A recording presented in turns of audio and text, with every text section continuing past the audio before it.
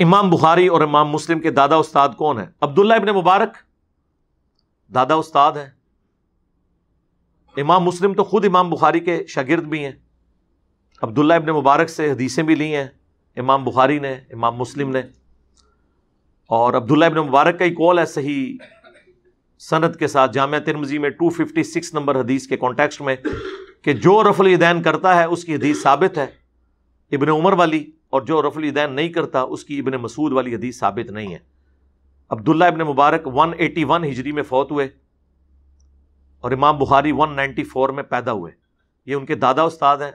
عبداللہ ابن مبارک شاگرد ہیں امام حنیفہ رحمہ اللہ کے. شاگرد ان کے ہیں لیکن رفع الیدین کے مسئلے میں وہ اپنے استاد کے ساتھ نہیں ہیں. بلکہ امام بخاری نے جز رفع الیدین میں ایک مناظرہ نقل کیا ہے عبداللہ ابن مبارک کا اپنے استاد امام حنیفہ کے ساتھ. جب امام حنیفہ نے سنت کا مذاق اڑاتے ہوئے یہ کہہ دیا سلام پھیرنے کے بعد کہ عبداللہ ابن مبارک سے کہ مجھے لگا تم نماز میں اڑنے لگے ہو جو تم بار بار یوں کرتے ہو. جب کوئی شخص سنت کا اس طرح مذاق اڑائے تو اس کا جواب بھی پھر پھکی سے دیا جاتا ہے. تو وہ پھکی عبداللہ ابن مبارک نے دی اور کہا کہ امام صاحب استاد جی رکو ذرا صبر کرو، اگر آپ پہلا رفع الیدین کرتے وقت نہیں اڑے تو میں دوسرے اور تیسرے اور چوتھے کے اوپر کیوں اڑ جانا تھا میں نے. اس پہ امام حنیفہ خاموش ہو گئے. میں یہ نہیں کہتا کہ ان کی بولتی بند ہو گئی پھر کہیں گے توہین کر دی، لیکن اس کے بعد جو امام بخاری نے کلاس لی ہے نا اور انہوں نے جو جملے لکھے ہیں وہ اتنے سخت ہیں کہ جو لوگ سنت کے ساتھ یہ کریں ان کا حشر یہی کرنا چاہیے. اور پھر بڑی سخت الفاظ انہوں نے یوز کیے عبداللہ ابن مبارک کے حق میں امام حنیفہ کے خلاف، اور ظاہر ہے وہ سارے الفاظ سنت کی محبت میں تھے. یقین کریں یہ وہ ساری باتیں جو میں نے ڈسپلے کرائی ہیں آپ کو میری گرفت کوئی نظر ہی نہیں آئے گی جو یہ بڑے بڑے امام نبی علیہ السلام کی محبت میں اپنے سے بڑوں کے اوپر کرتے تھے. یعنی گھوڑوں کی دموں والی حدیث جب حنفیوں نے پیش کی تو جز رفع الیدین میں امام بخاری نے لکھا کہ جو لوگ گھوڑوں کی دموں والی حدیث رفع الیدین پہ لگا رہے ہیں، وہ مسلم شریف کی حدیث، وہ تو سلام پھیرتے وقت الفاظ ہیں کہ زانوں پہ ہاتھ رکھو اور یوں نہ کرو، اور دم ہلتی بھی یوں ہے، ایسے ایسے نہیں ہلتی. گھوڑا یوں دم لاتا نا، ان کا گھوڑا شاید ایسے ایسے لاتا ہو.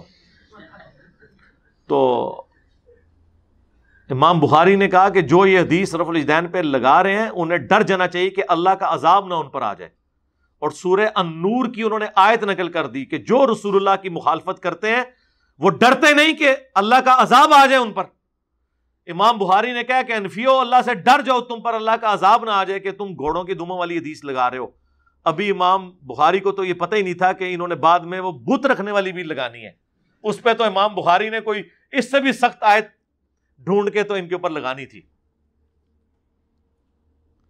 اب انفیوں کے گلے کا یہ کانٹا بنی ہوئی ہے، وہ کہتے ہیں نہیں جی وہ جز رفع الیدین تو امام بخاری سے ثابت نہیں ہے. جناب کلمی نسخے موجود ہیں اس کتاب کے پوری اسناد کے ساتھ.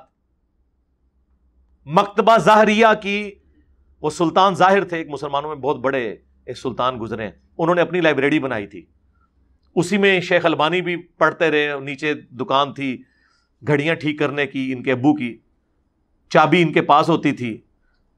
فالتو وقت یہ اوپر بیٹھے رہتے تھے، کرتے کرتے اللہ نے اتنا علم دیا کہ محدثین کے استاد بن گئے. ہے وہ گھڑی ساز تھے یعنی انجینئر ہے، ہاں کوئی مدرسے سے نہیں تھے پڑھے. پھر بعد میں خیر انہوں نے جو ظاہر عربی ان کی اپنی نیٹو لینگویج تھی تو محدث اعظم سعودیہ عرب بن گئے وہ البانیہ سے آ کے.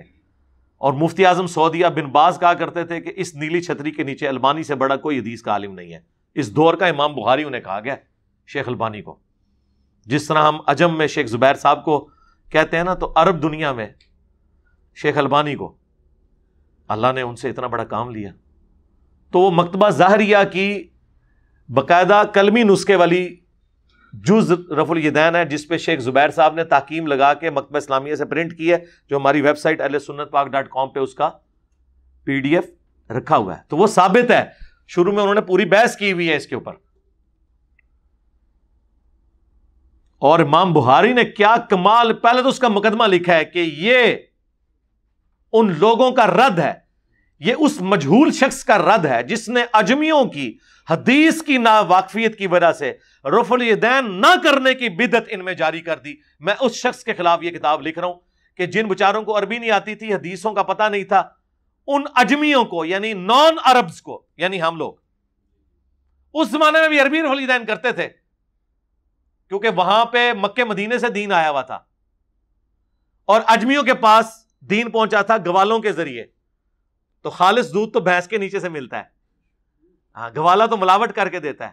اسی لیے دیکھیں یہاں لوگ کہہ رہے ہیں منسوخ ہو گیا، اور ادھر امام کعبہ اونچی امین بھی کہہ رہا ہوتا ہے، رفع الیدین بھی کہہ رہا، انہوں نے بھی دسو نا جا کے جنہیں کوئی چندے کھاندے ہو ریال لے کے کہ چھڑ دیو منسوخ ہو گیا، وہ کہیں گے اچھا تانوں خبر پہنچ گئی، سانوں تو اتنے بھی نہیں پہنچی حالے تک۔ سرکار ادھر بھی وہی خبر ہے جو ادھر ہے، کیونکہ کتاب سعودیہ کے چینل پہ بھی بخاری مسلم ہی پیش کر رہے ہوتے ہیں اور ہمارے ٹیبل پہ بھی بخاری مسلم ہے اور تمہارے مدرسوں پہ بھی بخاری مسلم ہے، تم عمل نہیں کر رہے، یہ تمہاری دو نمبری ہے۔ کتابیں تو اپنی جگہ موجود ہیں، چاہے عجم کا مسلمان ہو چاہے عرب کا۔ تو وہ شیخ زبیر صاحب کی پوری تحکیم کے ساتھ وہ موجود ہے۔ اس کے سٹارٹ میں آپ دیکھیں کتنے سخت الفاظ ہیں امام بخاری کے، یہ اس مجہول شخص کا رد ہے۔ اب وہ شخص کون ہے؟ بعض کہتے ہیں یہ امام حنیفہ کے اوپر انہوں نے اتنے سخت جملے بولے ہیں، بعض کہتے ہیں ابراہیم نخعی کے اوپر بولے ہیں۔ چونکہ امام بخاری نے کسی کا نام مینشن نہیں کیا، لہٰذا اس سے مراد ہر وہ حنفی ہے جو قرآن و سنت کے مقابلے پہ اپنی تعلیمات یا اپنے بابوں کو لے کے چل رہا ہے، ہم نام لیے بغیر۔ اور امام بخاری نے 100 سے زیادہ احادیث اور آثار رفع الیدین کے حق میں لیے ہیں، اور پہلی حدیث مولا علی سے لی ہے، تاکہ اگر کوئی کہنا جی ابو بکر سے ثابت کریں رفع الیدین، جی عمر سے ثابت کریں، عثمان سے، علی سے، انہوں نے کہا چھڑ دو، رکو ذرا، صبر کرو، ہم علی سے ہی ثابت کر دیتے ہیں، تاکہ پھر یہ سوال ہی نہ کرو کہ آخری وقت تک کرتے تھے یا نہیں کرتے تھے۔ ہاں خلفائے راشدین کرتے تھے یا نہیں کرتے تھے۔ اس شخص سے حدیث لے کے آئے کہ جو تینوں خلفاء کے ساتھ رہا اور رسول اللہ کے ساتھ رہا، اگر کوئی حدیث منسوخ بھی ہوئی تھی جو ابو بکر عمر عثمان کو بھی نہ پتا چلی، مولا علی سے تو نہیں چھپی ہوئی تھی۔ مولا علی کی وہ حدیث ترمذی اور ابن ماجہ میں بھی ہے کہ مولا علی نماز کا طریقہ سکھاتے ہیں تابعین کو، کہ نبی علیہ السلام جب نماز شروع کرتے تو دونوں ہاتھ کندھوں تک اٹھاتے، رکوع میں جانے لگتے تو دونوں ہاتھ کندھوں تک اٹھاتے، اور رکوع سے سر اٹھاتے تو دونوں ہاتھ کندھوں تک اٹھاتے۔ یہ حدیث ابن ماجہ میں اور ترمذی میں ہے، اور امام بخاری نے جز رفع الیدین میں پہلی حدیث یہ لے کے حنفیوں کے سارے سوال ختم کر دیے ہیں۔ پیسیفک اوشن کی گہرائیوں میں اور اٹلانٹک کی ٹھنڈک میں پھینک دیے جا کے۔ ایک روایت لکھ کے اور لوگ کہتے ہیں جی ہم وہ روایتیں پیش کرتے ہیں، کتاب ہی ثابت نہیں ہے۔ اور یار جو لوگ بخاری مسلم کی رفع الیدین کی حدیثیں نہیں مانے ہوئے ہیں، ان سے آپ نے جز رفع الیدین کی حدیثیں منوانی ہیں امام بخاری کی کتاب کی، اور جو قرآن کے عقیدوں کو نہیں مانے ہوئے ان سے آپ نے امام بخاری کی کسی کتاب سے کوئی بات نقل کر کے ان سے منوانی ہے۔ لیکن پھر بھی ہمارے کلمہ کو بھائی ہیں، نمازیں ان کے پیچھے پڑھیں، چندے ان کو دیں، یہ آپ کو مسجد سے نکالیں تب بھی پیچھے پڑھیں، تاکہ آپ خاموش دعوت کریں سنت کی انشاءاللہ۔ سجدوں والا رفع الیدین نبی الاسلام نے کبھی کیا کبھی چھوڑا نہیں جی، ہمارے نزدیک کوئی صحیح سند سے نبی الاسلام سے ثابت نہیں ہے۔ شیخ البانی نے ایک حدیث کو صحیح کہا ہے، سنن نسائی کی، وہ قتادہ کی تدلیس کی وجہ سے ضعیف ہے، ہم اس کو جواز کی حد تک مانتے ہیں۔ حضرت انس بن مالک کا عمل جز رفع الیدین میں آیا ہے کہ انہوں نے سجدوں کے درمیان رفع الیدین کیا تھا، میں بھی کبھی کبھار کر لیتا ہوں، تو لہٰذا آپ کو اس کا جواب مل گیا۔ جو حنفیوں کا اعتراض ہے یہ بالکل غلط ہے۔ اس کی وجہ سے باقی 4 رفع الیدین ایسے ہیں جن کے اوپر اجماع ہے اہل سنت کی کتابوں کا۔ نماز شروع کرتے وقت، ہر دفعہ رکوع میں جاتے ہوئے، ہر دفعہ رکوع سے اٹھنے کے بعد، اور 2 رکعتوں سے اٹھنے کے بعد۔ باقی جو رفع الیدین ہیں وہ اختلافی ہیں، ان کی وجہ سے یہ کیوں ختم کر رہے ہیں آپ؟ یعنی سجدوں کے درمیان رفع الیدین، ہر اٹھک بیٹھک کے اوپر رفع الیدین تکبیرات کے ساتھ، جس طرح شیعہ کرتے ہیں، تو یہ تو کام نہ کریں۔ تو ختم کرنا ہے، اپنا بھی پہلا ختم کرو نا، اپنے عید کے بھی ختم کرو نا، ہاں اپنے دعائے قنوت سے پہلے والا ختم کرو نا، اگر پہلے کے سوا سارے جو ہیں وہ ختم ہوئے ہیں اور کیسے کیسی 2 نمبر انہوں نے نیت سکھائی ہوئی ہے عید کی، کیا کہتے ہیں 6 زائد تکبیروں کے. کیسے 2 نمبر نے؟ کیا کرو 6 زائد تکبیروں کے مال رفع الیدین کے. ہاں ان تکبیرات کے ساتھ رفع الیدین نہیں کرتے کیا؟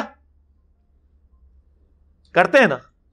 اے بھی نال بولیا کرو نا، تاکہ لوگ تو پوچھن کہ اچھا ابھی تک تو یہ گھوڑوں کی دمیں تھیں، ابھی تک تو بغلوں میں بت رکھ کے آتے تھے، ابھی تک تو نماز کا سکون برباد ہوتا تھا، اے عید بعد پھر برباد کر لے اپنا سکون بھی.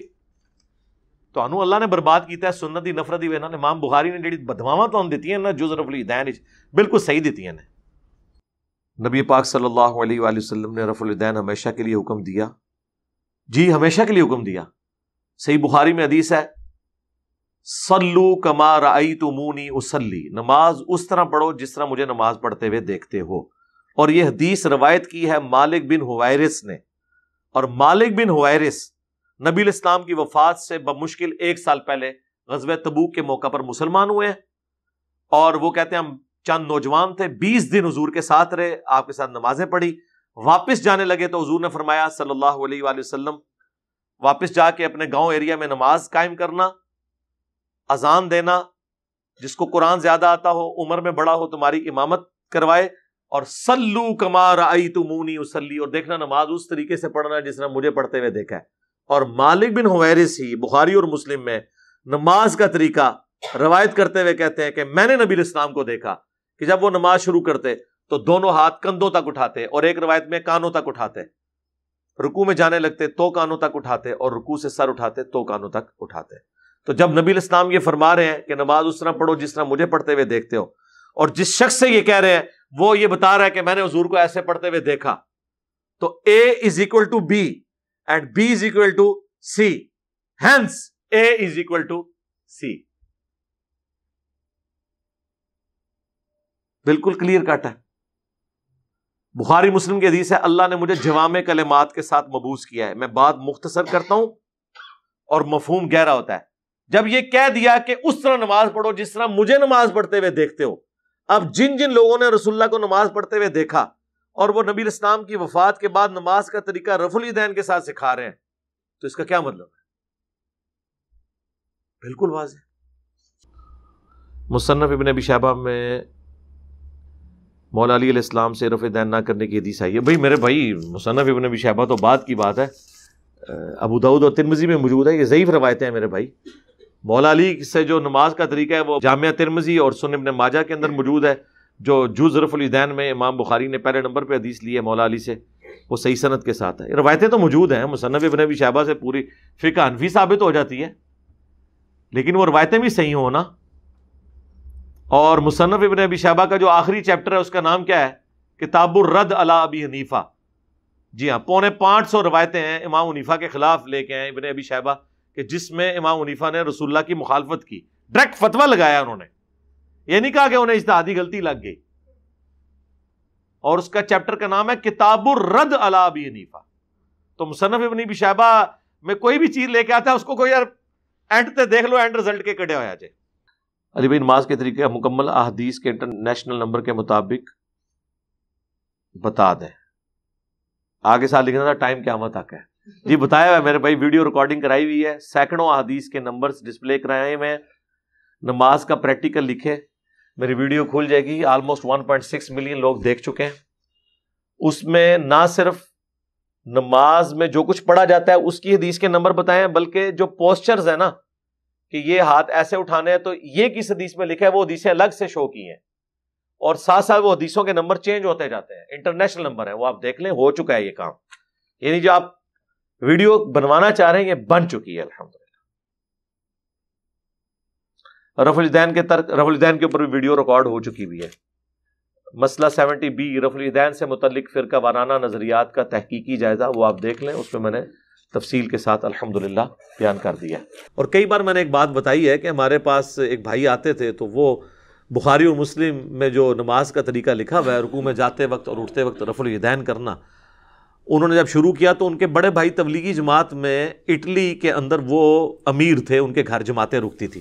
وہ چھٹیوں پہ آئے تو وہ آگے آتے ہی سیدھا، ان دنوں میں اپنے گھر میں درس دیا کرتا تھا، سیدھا آ کے چڑھائی کر دی جی میرے بھائی کو آپ نے قادیانیت کی طرف لگا دیا ہے. جناب یہ ہمارا ہی حوصلہ ہے کہ ہم یہ ساری باتیں سنتے ہیں, ہم مسکراتے ہیں, ہمیں پتہ ہوتا ہے کہ اب یہ قابو میں آ گیا, کیونکہ ہمارے پاس تو علم کی طاقت ہے اللہ کے فضل سے, جس کو نہ شکست ہو سکتی ہے, جو نہ چوری ہو سکتی ہے. الحمدللہ علم وہ تلوار ہے. تو میں تسلی سے بات سنی, میں نے کہا میرے بھائی میں آپ کے ساتھ پوری ہمدردی کرتا ہوں, ہمارے گھر کے قریب ہی قادیانیوں کی عبادت گاہ ہے, تو ہم سارے اٹھ کے چلتے ہیں وہاں جا کے دیکھتے ہیں. اگر قادیانی آپ کے طریقے کے مطابق نماز پڑھ رہے ہوئے, یعنی حنفی طریقے پہ بغیر رفع الیدین کے, تو وہ آپ میں سے نکلا ہوا فرقہ ہے, اور اگر وہ رفع الیدین کے ساتھ پڑھ رہے ہوئے تو پھر آپ ہمارے کھاتے میں اسے ڈال دیجئے گا. بس اتنی بات کرنے کی دیر تھی. کہتے نہیں نہیں نہیں کوئی ضرورت نہیں, اور بات مانی بھی کوئی نہیں, کیونکہ انہیں پتا چل گیا تھا کہ یہ تو پھر ماننا پڑ جائے گا کہ تو یہ ہمارے ہی حنفی بھائی ہیں. تو قادیانی آج کی ڈیٹ میں حنفی ہیں. یہ بعض لوگ جو ان کے چند ایک مسائل پکڑتے ہیں نا جی, فاتحہ خلف الامام میں ان کا یہ عقیدہ ہے, یہ تفردات ہیں, اوورآل وہ حنفی ہیں. حنفیوں میں بھی تو کئی ایک شاخیں ہیں نا. بریلوی کہتے ہیں انگوٹھے چومنے والے کی شفاعت ہوگی, اور وہ کہتے ہیں فقہ حنفی کی بنیادی کتاب فتاوی شامی, جسے رد المختار کہتے ہیں, جو در مختار پہ حاشیہ ہے, اس میں لکھا ہوا ہے. جب ہم دیوبندیوں کو دکھاتے ہیں کہ یہ تو آپ کی مشترکہ کتاب ہے, اس میں لکھا ہوا ہے انگوٹھا چوما کریں, وہ کہتے ہیں جی لکھا تو ہوا ہے لیکن یہ مفتہ بھی ہی نہیں ہے. مفتہ بھی کو تو بعد میں دیکھیں گے, ابن عابدین شامی کو بیتتی کیوں نہیں کہتے, وہ اب اتنا بھاری ہے کہ اسے نہیں کہہ سکتے. تو انگوٹھے چومنے والے معاملے میں بریلوی درست ہیں ایز فار ایز فقہ حنفی از کنسرن. قرآن و سنت کے حساب سے نہ یہ درست ہے نہ وہ درست ہے, فقہ حنفی کے مطابق میں بات کر رہا ہوں. تو اس قسم کے نا لوگ پھر حربے اڈاپٹ کرتے ہیں. تو یہ تو قادیانیوں کی نماز کا طریقہ آپ دیکھ لیں, یہ انہی کے طریقے کے مطابق نماز پڑھتے ہیں. تو جدھر سے نکلے ہوئے ہیں انہی کے طریقے کے مطابق عمل کریں گے نا. We follow generally Imam Abu Hanifa's fatwa were very largely accepted by the ulama, and unless we find reasons to disagree with him, we would generally follow the fiqh Hanafiya. Investigate personally directly. The overbearing principle should be that you follow Hazrat Imam Abu Hanifa. This is the entire attitude of Jamaat Ahmadiyya.